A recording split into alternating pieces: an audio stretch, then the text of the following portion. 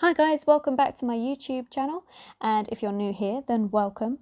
As always, if you do like this video, please do give it a thumbs up and subscribe. It really helps the channel out, and thank you to everybody that subscribed up to this moment.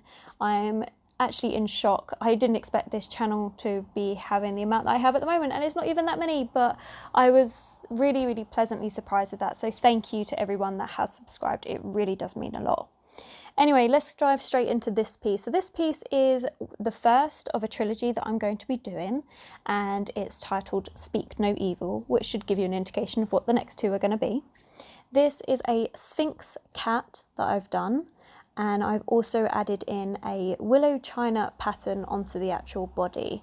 Now, instead of the traditional blue colour, I've changed it to pink as per usual. I like to mess around with colours. And then I've added my signature roses coming out the mouth in that whole, you cannot speak any evil kind of concept. Now, I did enjoy this piece, but it turned out differently to how I had imagined it being. And that brings me on to the main topic of this voiceover, which is finding your art style. I think first of all, what is an art style? I have to admit, I used to get very confused about all of this, and to be honest, even now I still do. Art style is one of those things that it's obvious in the sense that you've got abstract, you've got realism, you've got surrealism, you've got pop art, there are so many different art styles out there. Like, you can literally just type in art styles to Google and it's going to come up with a massive list of them.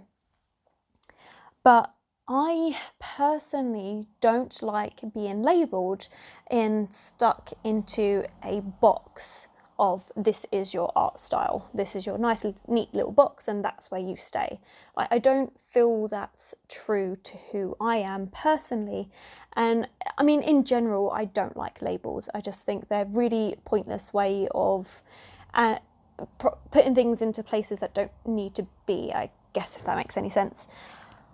But I personally don't believe in them because I feel an art style is constantly evolving and everybody's art style is unique to them.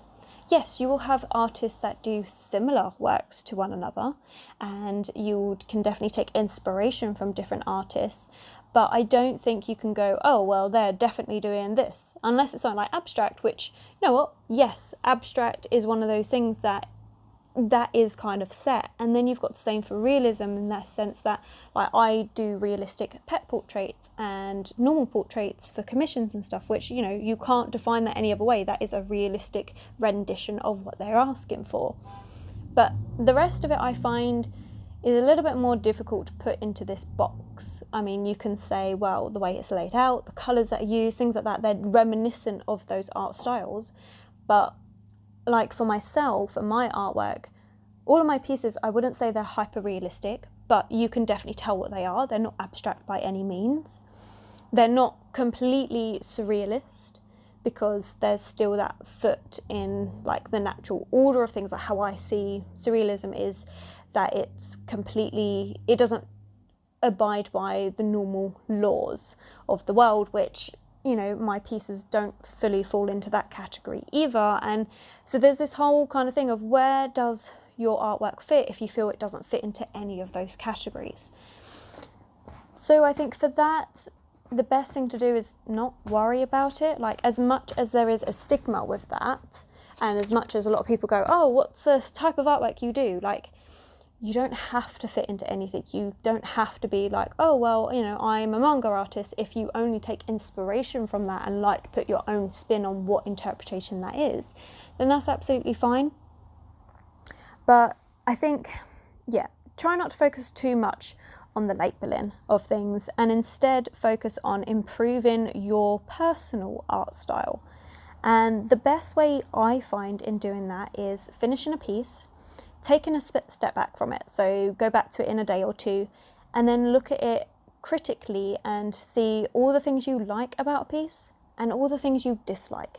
So for instance, in this piece, I do actually like the willow pattern, although personally I think I could have done it a bit more detailed than what I had done and made it seem a bit more 3D rather than quite so flat. And that's actually my main gripe with this piece, is that to me, it feels very pop art. And as I said, I don't like being a part of a label thing, but I think for this piece in particular, it feels very pop art because it's very bold in colour, but feels very flat. Like there's no depth to the image. It doesn't feel like it's an actual proper 3D feel to this image, which is a shame because I prefer having a bit more depth to my artwork to make it feel like there are layers to it, whether you've got something at the front and something at the back, whereas this all feels to be almost on one level. Now obviously part of that is by adding in shading and things like this, but when I was originally doing this piece, I didn't focus too much on that. I was mainly focusing on the cat, adding in this willow china pattern and keeping the folds and the skin and things like that. Like there are some, but it's not hyper detailed or things like that, which meant the end piece was a very bold neon pink, which isn't showing up in this video as well, but trust me, in real life this is very, very pink, which isn't a bad thing because I do like pink as a colour, but I think that clashing with the green background, it just led to that whole more flatter style, which I'm not personally happy with. So that's something that I could take away from it, to be like, okay, well, next time, if I want to do a piece similar to this, I would probably add a bit more shading and depth to the image so that it doesn't feel quite so flat. But saying that, because this piece is going to be one of 3, I'm actually not going to do that yet. That will be after I finish these 3, because I want them to be similar to one another, because it's the idea of it being a series of hear no evil, speak no evil, see no evil. And it would be very odd to have one in one style and then do another one in a completely different style. At least to me, that doesn't make sense, that doesn't flow. So I think overall, finding your art style is, don't stress about it. You're never gonna find, like, I can't say I've found my art style, and personally I haven't heard any artists say that they found their art style, or at least the ones that I listen to. Art style is something that is always going to grow, and it will grow with you as you try new things. I would definitely say get inspiration from other artists, but don't straight all out copy their work. I think I'll do a separate voiceover on about copying and all of that, because yes, copying can help you practice, but it's not something you should ever take credit for. But certainly do have a look into different artist styles. Don't limit yourself. So like my Instagram feed, I have artists that have so many different art styles, like I don't follow one set trend, and that has helped me find my art style, because I can take influence from so many different things, and I'm still learning, I'm still finding things that I like and things I dislike and trying to improve on it all the time. And I think that's all you can do as an artist, and I think as long as you're doing that, you're definitely doing the right thing. Anyway, this was a really random ramble about art style. I don't know if I actually fully answered even my question into art style, but if it helped, let me know. And obviously if you've got your own interpretation of art style and things like that, I would love to hear it. I'm always interested in what you think about these topics and stuff. And if you want to see anything else in the next videos, then please do leave a comment below and I will try and reply to you on that. Otherwise, thank you for watching, and if you're interested in any prints of this or any other works, then my Etsy shop is linked below.